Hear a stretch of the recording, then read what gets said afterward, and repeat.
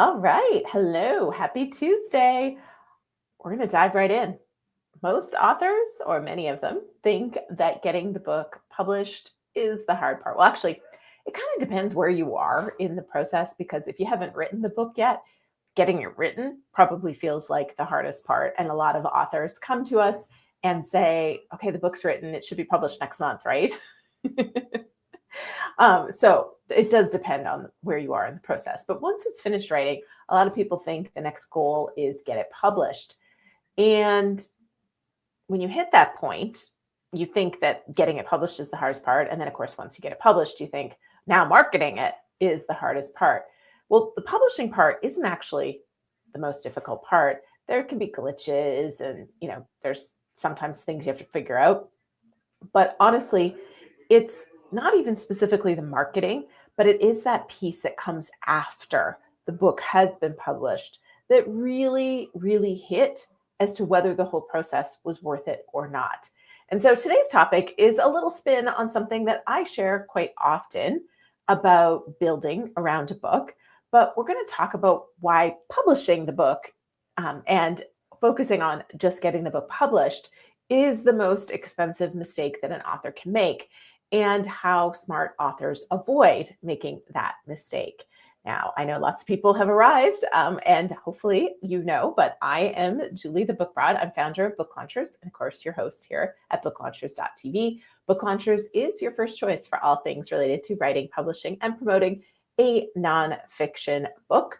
And we also are the creators of Author Launch Kit, which is a fantastic book marketing tool that will help you with a lot of the things we're going to talk about today when it comes to finding your influencers, finding your podcasters, making sure that you've created great content that will help you get out there in the world. All right. I see lots of people are here, so let's say hello. We've got Bruce in the house, Ancient Egypt and the Bible, Gary Anderson. Let's see, Bruce is talking. Eric is here too, and Kevin Hall and Renee. Welcome. And then Jennifer is here too. And you can't see her, but I can. Angela is here as well, behind the scenes. And Amy from Wisconsin. And let's see, I thought I saw somebody. I'm sitting outside on the computer when it's 82 degrees outside. Bruce, I think you're going to make some people jealous talking like that. I'm thrilled. We've been having amazing weather here in Las Vegas too. No complaints from me whatsoever. It has been warm and sunny. I love it. All right. And Angela's complaining that it's cold in Miami. Pretty sure nobody's going to feel sorry for you, Angela, in Miami. All right. So let's just dive right into it, shall we? Let's just see, where did my notes go? Somewhere I have notes. All right. So success is a system. And I think that when we start to really think about it, and hopefully, somebody's walking past my hall in front of me, talking on the phone. It's a little distracting. I know you guys can't see him. Maybe you can hear him, but yeah, I'm hopeful he sits down soon because pacing in front of me is distracting me. So if you see my eyes going like this, it's me watching this guy pacing in front of my office. All right, so publishing answers, where can readers find and buy the book? So when you're thinking, okay, I got to get the book published, you're thinking, where am I going to put this book so readers can find and buy the book? When we start thinking about success and what we're building around the book, we think about first, who's the book for and how is that reader going to change after they read it? That's the outcome of the outcome that we talk about when you're creating that positioning hook for your book. So who's the book for and how is their life going to change after they read this book? Then you want to think about, how does this book enter conversations? When is somebody recommending you or your book to somebody? Because you want to think about that, right? And you're too general. This is something, if you know me, I pick on leadership books all the time because leadership books can be really hard to sell because you are up against people who have been in and talking about leadership for decades. I mean, the list of people who speak about leadership that people can name or know who their names are is huge. So how do you and your book get recommended, right? So how does it enter the conversation? Well, especially in leadership, but in a lot of things, it's because it's a very specific problem for a very specific, or sorry, it's the answer to a very specific problem for a very specific person. So think about that, right? So success answers versus publishing is where and how do I find my reader so they can buy it. This is success really thinks about how is the reader's life going to change as a result of this? And if you can answer that, you know your reader really well. How does it enter conversations? Like when does somebody recommend you in your book? And the big one, what business or impact goal that I have is this book going to fuel? When you have the answers to those questions, you have the formula for positioning your book for success. And this is why so many authors are told you should write a book. They sit down, they write a book, and the book is good, but it doesn't actually build anything after.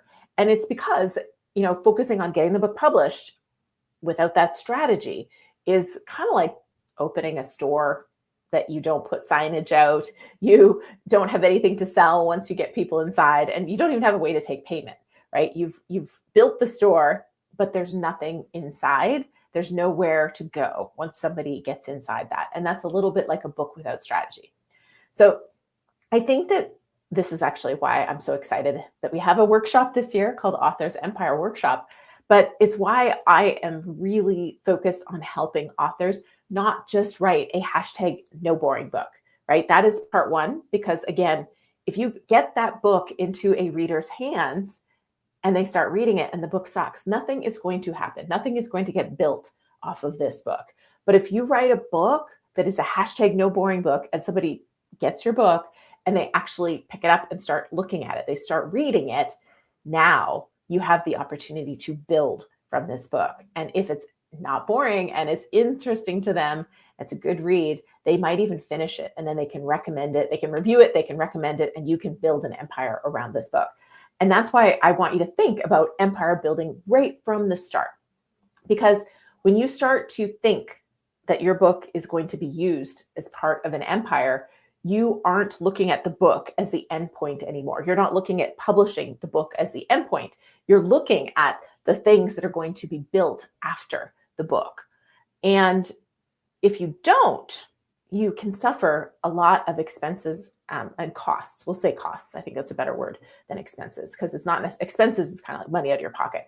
These things aren't actually money out of your pocket in a lot of cases when you're just thinking about publishing the book. One of the things that, and I see this all the time, is a lost time cost. And it's not lost time. One of the lost times, of course, is people who think I'll write a book when I'm ready. I'll write a book later. I need to finish XYZ first. There's lost time there. But one of the things that I see a lot is authors who say, I'm going to publish and see what happens. And that wait and see, instead of engineering outcomes from day one, is a challenge. Because really, we've had so many authors where their best success story comes 8, 9, 10, 15 months after the book has come out. And not because it was wait and see, but because they were doing things every single day, right? Our favorite story of 2025 was the Jonathan Stanley story. His book, he was out there still doing book signings at Barnes and Nobles 8 months after his book came out.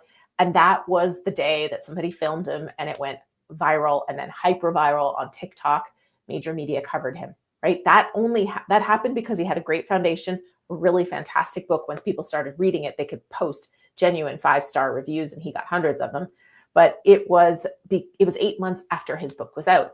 Lorea Martinez, she was one of the authors we had at our summit in November. And she talked about how, it took a little bit, but she eventually sold a bulk purchase to a school district of her books. And then that led to another school district and another school district. And now kind of year over year, she's been selling bulk books to school districts in the summer. She sells books in between, but the bulk of what she's been doing has been the school districts in the summer. And then she's built stuff around it so much that she's now working on another book. So people, the instantaneousn't that people think publish book, things happen, it rarely comes true. And part of that is because, how many books, I don't even want to point to all the books I have behind me that I haven't read yet. But, people need time to read a book. And then I have a book sitting on my counter, on my kitchen counter. And whenever I have a minute, I sit down and I start reading it. Now, that's how I do it. And if a book grabs me, great, I get into it. And if the book has not grabbed me by chapter 2, I abandon ship, right? I'm not going to keep going. But people need time to read a book, because some of the books that have been sitting on my counter, I've had for months and months, and it's still going to take me another month probably to finish the book. So people need time to read your book. Then they need time to recommend it to others, because unless a book is extraordinary, I don't immediately go out and shout it from the rooftops. But if I happen to be in a conversation with somebody and they're talking about something, I might go, oh my gosh, I read a book that would be great for you. That stuff takes time. And so there's lots of foundation, but that wait and see approach versus that engineered outcome from day one, wait and see. If you're not doing things, nothing is going to happen. You're going to wait and waste time. That's what's going to happen. So waiting, letting months go by, your energy will fade. The book's going to feel like old news to you when you could have been growing an audience. So like a snowball, when you start building a snowball, you start with like a little bit, and then you roll it, and then you roll it and roll it. And then it, you can turn it into a snowman. You can do it again and, build the pieces. But it doesn't start like that. It takes a while to build it up and build it up and build it up. And then, if you've ever built a snowman, all of a sudden you get something that's so big you can't even move that base piece, right? It's so big. And that's what can happen as an author. All right. The second cost that comes up is, I believe, invisibility, a quiet launch. And this is a challenge we see with a lot of our authors, is they don't have a platform. They don't have an existing audience. They're shifting from, say, being a medical doctor to now running a consulting practice, or they've left their career, or they've exited a business, and now they are building this new thing. So they don't have a big platform. Some of them have a bit of a network, but they don't have a big platform. And so they have a quiet launch. Well, a quiet launch doesn't mean your book is going to bomb, and it doesn't even mean you lack credibility. It just means you don't have an audience yet. And that's okay. The problem is when authors assume the launch was the big thing, right? Publishing the book was the goal, and then they see nothing really big is happening and they quit. And if your book disappears after launch day, it's not because it was bad or people rejected it. It's because you didn't give the world enough time and opportunities to notice you. That is so important. And I think also, as we head into 2026, it's really important to understand how authority is established. Large language models don't reward those one day, things like a big launch with some media that day and then nothing else. Consistent messaging, consistent presence, consistent positioning, consistent third-party signals saying this person is an expert in this, they talk about this, this is what they do. That is what it is. So authority is not something people can declare. It's collected, right? It's collected from a series of actions. And so it doesn't happen in a single day. And so instead of kind of worrying about getting published and even your launch day, and if you have a quiet launch, that's okay. Your job now is momentum. Take daily actions after you launch to build it. Pitch yourself to podcasts, reference your book in relevant conversations, build relationships where people have trust with an audience and they can promote you, talk about you, refer you, show up in rooms where your reader is there. That is really, really important in real life. Repeat the same message over and over and over, and it will feel boring to you, but that's when you know you're doing the right thing. And this is how humans and algorithms decide you're worth recommending. And I think a lot of authors lose so much time and become invisible because they think the launch was it and the launch didn't go big. And so then they kind of fade into the background. All right, let's see what you guys are talking about. All right. Oh, Snap Social's here. Hello. Oh, it's great to have you here. All right. Let's see. We've got another Texas, and everybody's comparing temperatures. Oh, that's funny. And then we've got Pamela from Arizona. All right. It's great to have all of you here. And if you haven't figured it out yet, we're talking about the mistake of focusing on published only, right? Publishing is just a stop on this wonderful road trip of building an author business. And it is just one destination, one little stop on your road trip. And it is important, of course, to enjoy the whole road trip. but also to remember that it is just one of the stops along the way. All right. The third mistake that I see a lot, or cost, I should say, it's not a mistake per se, but it's not giving the book a job. And this happens when we haven't answered those questions from the very beginning, which is, what is this book going to build as far as business or income or impact? What is success for this book? Again, the goal is not published. The goal is whatever the book leads to and what you use it for. And opportunity cost is the quietest cost, because nothing's really going wrong. Nothing breaks, nothing's failed. The book is there, but it hasn't positioned you for anything. And this is where those kind of books go to die. And it happens because authors wrote a good book, or wrote a book. Maybe it's not good, but a lot of times the book can be really good. But there wasn't that forethought before the book was written, that positioning, that oh so important positioning and thoughtfulness that goes into, okay, I want this book to lead to speaking. Well, event organizers don't book people based on a book alone. They book people based on the outcome that this person can generate. And the book is proof that that outcome can be created, that they're an expert in this topic, that they're interesting. And so if the book doesn't clearly show who you help, what kind of problem you solve, and what kind of room you belong in, and even better, what kind of room you belong at the front of, then it's not likely to open doors. And I've shared this story before, but it was kind of the most dramatic example I've ever encountered of this. I had a person who wanted to be a paid professional keynote speaker. We talked about it before, but there's different kinds of speakers, right? I'm not typically your keynote speaker. The keynote speaker is, they offer some sort of transformational journey as far as like a mental transformational journey. So you come in feeling one way and you leave feeling another. You're amped up, you're motivated, you have a new mindset, you have a new kind of thought process. I'm more of your breakout room workshop style speaker. I like to get in there and get you working on something so that you can, derive a very specific outcome. Good news, there's a lot of workshop talks that you can give. Bad news, they don't pay very well. The keynote is where the money's at. But ultimately, understanding what kind of speaker you want to be, what you're creating, that will help. And so this woman, she wanted to be a paid keynote speaker. So in order to do that, again, you have to have that transformational outcome that people are going to pay $10,000, $20,000, $30,000 to put you in front of their audience for. And her topic was estrangement. She had a very sad, dramatic story of estrangement from her family. And that was the book she wanted to write.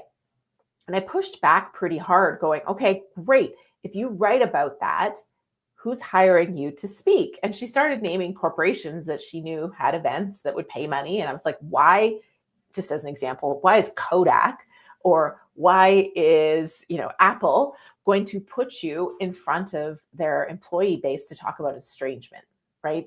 The disconnect was very big in my mind.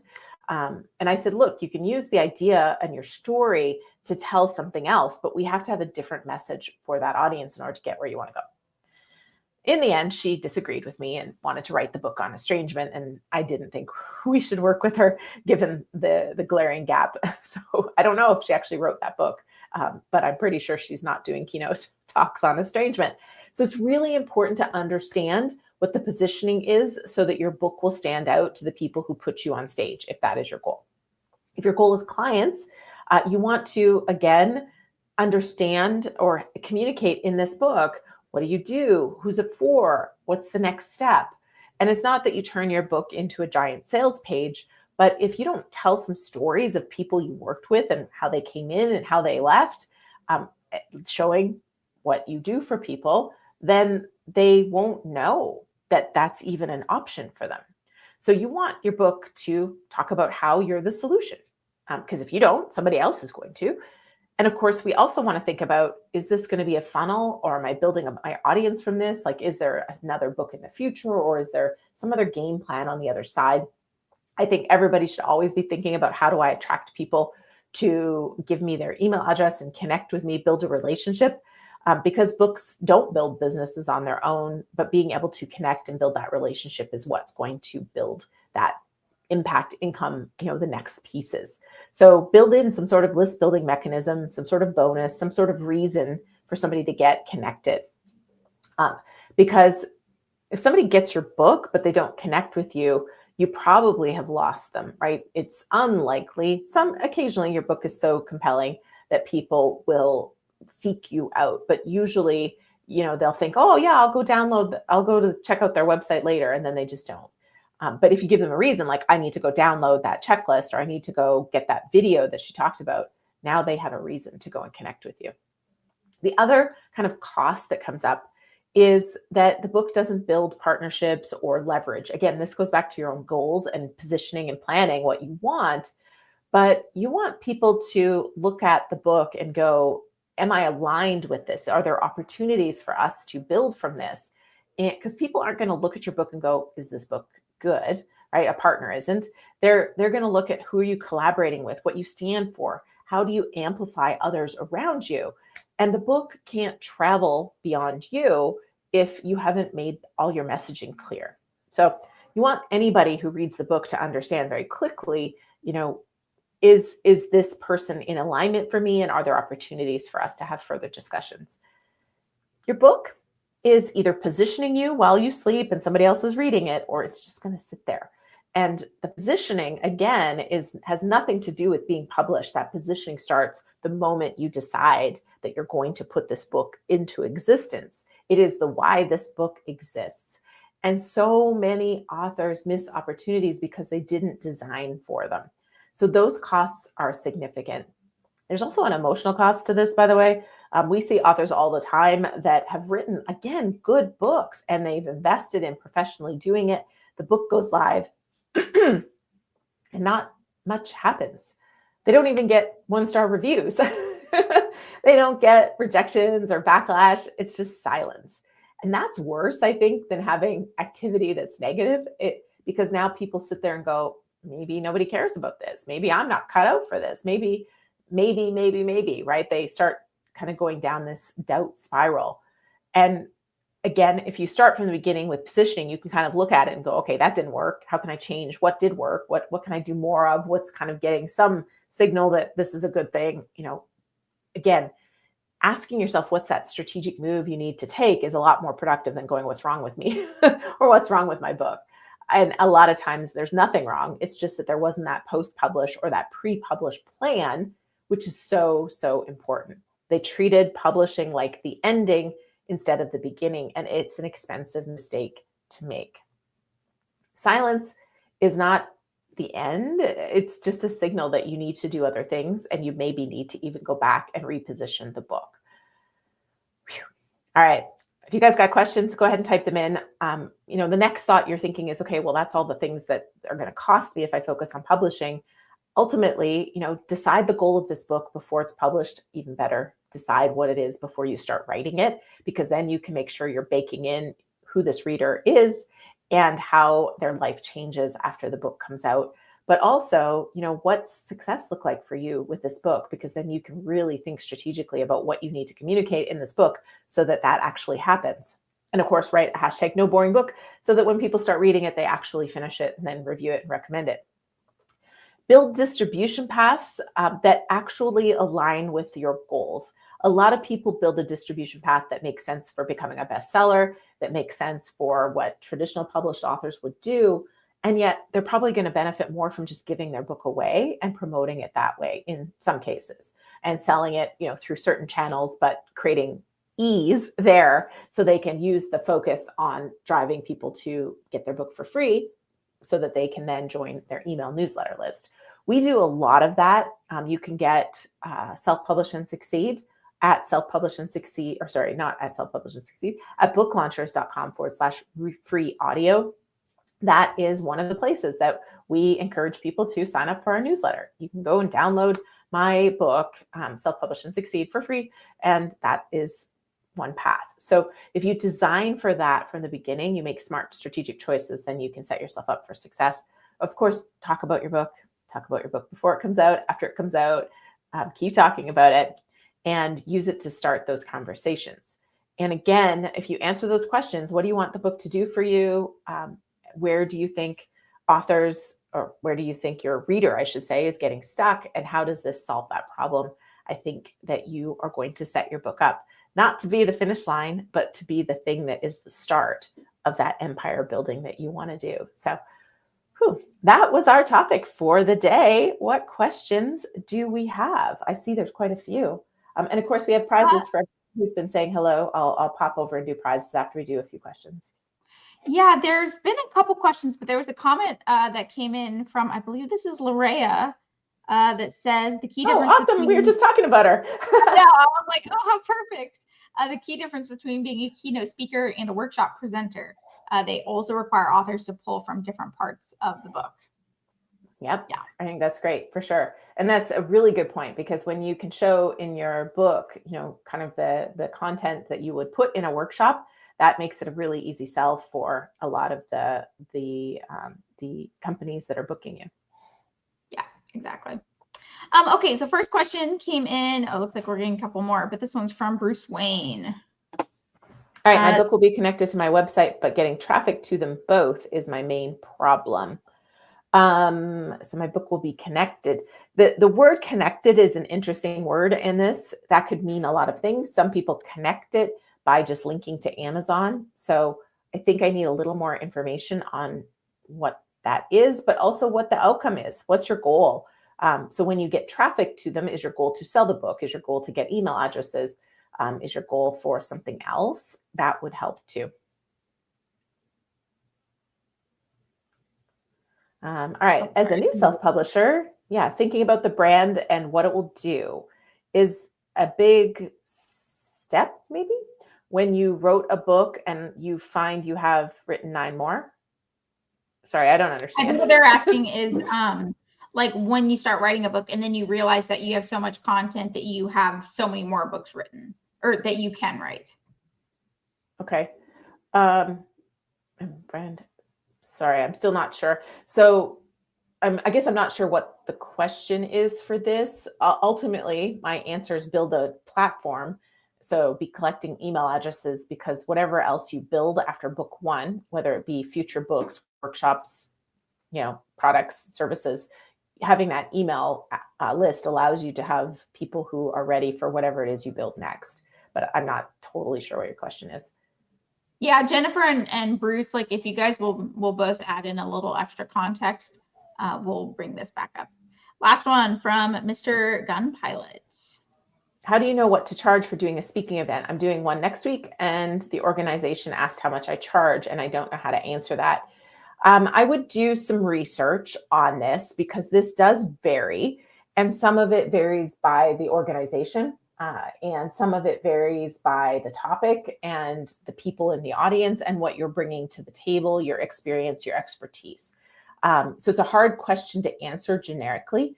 So for example, for EO, for Entrepreneur Organization, when I was booking speakers for our chapter, there was a couple factors that would play in. Now, first of all, it's a nonprofit, and so it's not a company, so there's not endless revenue streams that you have to draw from. You have membership and membership fees and a small allocation.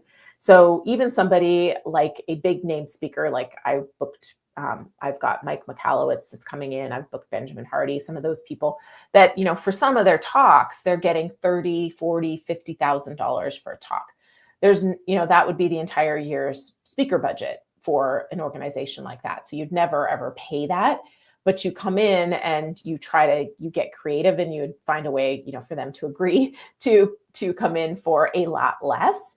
So while they may be doing a keynote at like some big corporation for $40,000, an organization like EO, they're never going to get that $40,000 for a chapter presentation. So some of it's organization dependent. So you got to know who you're talking to.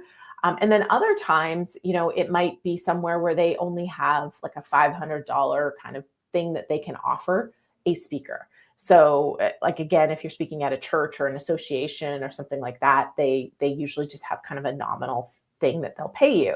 And then if there's only 25 people in the room, you're probably not, unless they're CEOs or C-level, executives, you're not going to get a big fee for speaking to a smaller group either. So it really does vary. So do some research. ChatGPT, Grok, Perplexity, all of them. Tell them your topic, tell them your experience, tell them the organization, who's in the room. You're going to get some ranges. They won't be perfect, but it's a good starting point. Sorry, I didn't mean to remove myself from the stage. I don't know that this next one is a question per se. I tried to do email marketing for 3 years and it flopped massively. So I decided to turn my newsletter into a views letter on YouTube, and now I double my subscribers. He has a second part on YouTube in less than a third of the time, and it doesn't feel like so much work. Okay, so that wasn't a question. I wasn't sure. But I will comment on this. So building on anybody else's platform is good. Like, it's great to have an audience growing somewhere. I would still encourage you to try to build email subscribers, because it happens all the time that platforms fall out of favor, or they stop showing your materials for some reason, or they just boot you off of the platform. So I think it's really important to know that you are, this is kind of like being a squatter in somebody else's house.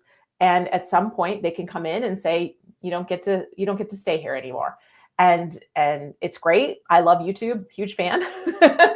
But at the end of the day, I still encourage people to come on over and sign up for my newsletter, because I can't directly contact people on YouTube, and YouTube can decide who sees my videos and who doesn't at any point, right? Anybody who was on Facebook in the early days knows the good old days where everybody who was friends with you actually saw your content. And now, if you're lucky, 10% of your friend base actually sees your content. Oh, exactly. Okay, we have a few more coming in. OSNAP Social asks, could you build in a book offer to your speaker fee if they can't pay your normal rate? And is there a name for working in a book order for that? Yeah, this is great. And I have a couple videos on speaking and how to get paid for speaking for free or something. I don't know the exact title, Angela. You can do your fancy hunting and see if you can find it. I think it might be how to be paid to speak, or there's a couple videos on the channel on speaking. So you could probably just find a couple of them and drop them, because it addresses this. Yes. So there's a couple things here. One of them is if you're normally getting paid $2,500 to speak, you can usually, or 5,000, those are kind of the lower end fees that most people would be charging. So 2,500, and you can have two offers, 2,500 or 3,500, and 3,500 includes books for everybody in the audience or something like that. A lot of places will take that $3,500 offer. In the past, I haven't done it with Self-Publish and Succeed, but I did it a lot with More Than Cash Flow, because I spoke at a lot of real estate associations where they had a marketing budget, but they didn't have a speaker budget. Their marketing budget would allow them to give a book to anybody who registered by X date, or anybody who came to the event. So they could buy books from me for $20 a book, and that would be my payment. So, it wasn't a huge payday, but if they had, 100 people in the room, I would get paid $2,000 minus my book cost. So it would be like getting paid $1,000, $1,500 for the speaking engagement. And I just sat there and signed books for a long time afterwards, usually. But that would be a way to get paid, is selling the book for $20, because they had a marketing budget, but they didn't have a speaker budget. There's also the opportunity at a lot of events, if they're not paying you, where you can not only collect email addresses, you can also have a table at the back of the room and sell books. And you can bundle them sometimes, right? You could bundle the book with a call, or bundle the book with a course. They'll let you sell things from the back of the room because they're not paying you. All right, looks like Angela found the videos. I'm going to pop over and do our prizes. And so if there's any last questions, we do have a couple minutes for those, but let's do the prizes. So everybody who has said hello so far, you are entered to win. And here we go. You should see it. And let's see who is our first winner.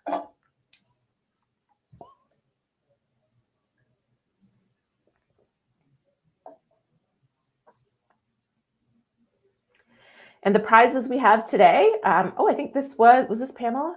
Who is this? PGP, I know, so I think it was somebody from Arizona. It is. Yeah. Okay. So our prizes are, for anybody that's in the US, we have mugs, we have journals, we have books. So we've got our hashtag no boring book mug. We've got our Oh So Soft journal, which I don't have within reach. We have Self-Publish and Succeed, Self-Promote and Succeed, and some other books too. So if you want something great to read, Angela has a list. You need to email Angela at team@booklaunchers.com. And we'll draw again for the other prize.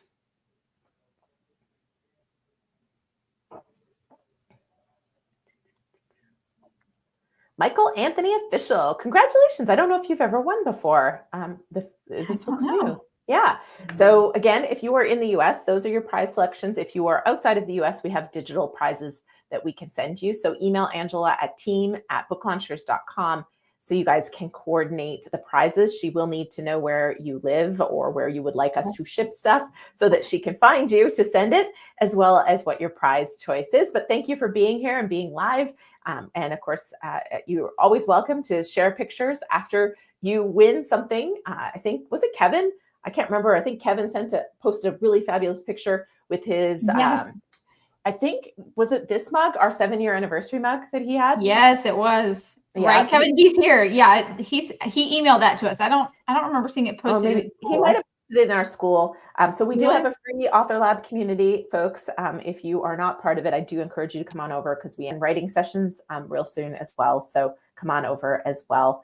All right. Any other questions? Pamela actually wants to offer her prize. She said she's won a lot, so she would like to share with another. Oh, well, that's very kind of you, Pamela. Let's see. I think we will. Why not? Why not do that today? So thank you for passing along your prize. So was it Jess Allen? Someone who said, I didn't get my quote in time.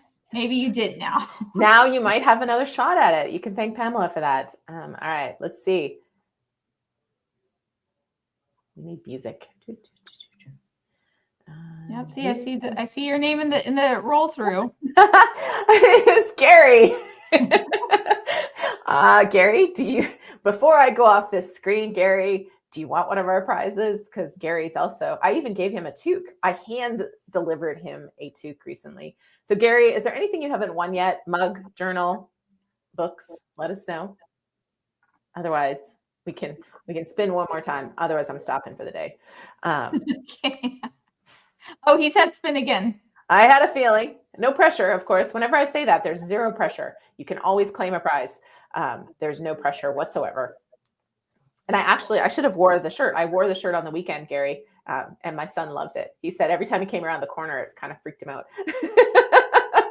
All right, Lloyd, I know you're in Jamaica, so you'll have to choose a digital prize. At least I think, is that Lloyd in Jamaica? Yes. Is that the right one? Okay, yes. Good. So you'll have to choose a digital prize, but congratulations, you've won a prize. So Angela will coordinate with you. Email her at team@booklaunchers.com. So yeah, Gary gave me a shirt and it has a robot kind of woman on the front and on the back. And I wore it on the weekend. And every time my son came around the corner, he'd go, because the robot startled him. But I love it. It's great. Okay. So do we have any other questions? Yes, this one and maybe one other. I'm trying to search. Okay. And I see, Oh Snap Social will be here in Las Vegas. So come on out to Authors Empire Workshop to hang out with us. Have you dropped that link in the chat yet for anybody who's interested in joining us for our workshop? Oh, no, but I can. I'll grab it. Okay. When developing an email list, should you have set goals in mind from the beginning, such as discount for first number of signers for when book does eventually come out? So this all comes back to your bigger picture goals and what you're trying to build. Should you have set goals from the beginning? Yes, but it's hard to, as Angela and I discussed on our meeting today with her monthly review, it's hard to arbitrarily assign a number goal to something, right? It's much, in her case, it was hours applied to something, but it's hard to arbitrarily assign. So it's hard to say I'm going to get 100 subscribers. It's a lot easier to say I am going to do X, Y, and Z, and my hope is that leads to 100 subscribers. So I'm going to do 5 podcasts, or I'm going to pitch myself to 5 podcasts. I'm going to write a newsletter for X outlet. I'm going to run this ad. I'm going to, like those kind of things that hopefully lead to that outcome. You're more likely to see momentum than just to say I'm going to have 100 subscribers. But again, I'm not sure about the discount for first number of signers or, what all that is. I'm not 100% sure. Okay, there are a couple others. And actually, let me hide this one. Bruce added some additional context to his thing. Great. So I'll go back to the first one, which was my book will be connected to the website, but getting traffic to them both is my main problem. So in addition, he said, my website is a change from selling my movie/TV biz memorabilia on eBay for 25 years. The book is about my years in the biz. And so it's a landing page. So there is a landing page. Okay. Yeah, I feel like this is going to be a better discussion if you want to post it in the school platform and we can talk about it further so I can ask some questions and we can go back and forth. But some of this always goes back to, the goal. So if I'm driving traffic to a website, my first goal is usually to capture an email subscriber. That's usually my first goal. Now, sometimes you may be driving people to a landing page where your goal is sign up for Authors Empire Workshop or sign up for, or join my free community. But generally speaking, if I'm sending people to a website, I will have, a section on the top that's like book or speaking, those kind of things. But my first invitation is usually going to be something to encourage you to give me your email address so we can build a relationship and start to get to know each other. But yeah, I'm pretty sure, Bruce, that you're in our school community. So come on over and post this and we can, carry this conversation on so I can learn more. Yeah, I'm like 99% sure he is. I'm pretty sure. Okay, and then I think this is the last one. Mr. Gunpilot says, how do I get with a promoter or something like that sets up these speaking events for me? So there's agents that do this. They're usually, when they book you, they get paid. They're so-so. There's, it's hard to be an agent these days. They're going to put a lot of effort behind their kind of bigger name speakers typically, and then everybody else gets listed on a website. There's so many tools and paths to kind of build your own speaking and pitch yourself that you'll probably find a lot more success booking your own speaking engagements. And it's a whole conversation. I mean, this is something we've talked about before. Angela posted some of the videos, but we can do another live or even have some expert people coming in. I know we have at Authors Empire Workshop, we have a couple of people that are doing sessions on speaking. One is on, creating your own events and getting paid to speak that way. And then the other one is actually, there's three. The other one is going to talk about how to get yourself into the right rooms. He ended up getting himself into getting paid to speak across like all the Red Cross organization. So all the kind of different locations with that. And then, speaking business took off from there.